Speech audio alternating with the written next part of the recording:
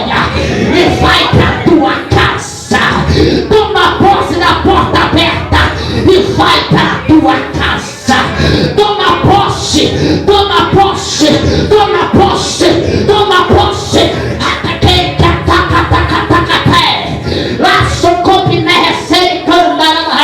Tem muitas pessoas que entram paralíticas espiritualmente aqui hoje e vai sair desta porta para a câmera vai falar: Satanás, em cima de mim tu não tem poder não, porque o filho do homem entrou aqui hoje e falou para mim assim: toma a tua cama e vai para tua casa.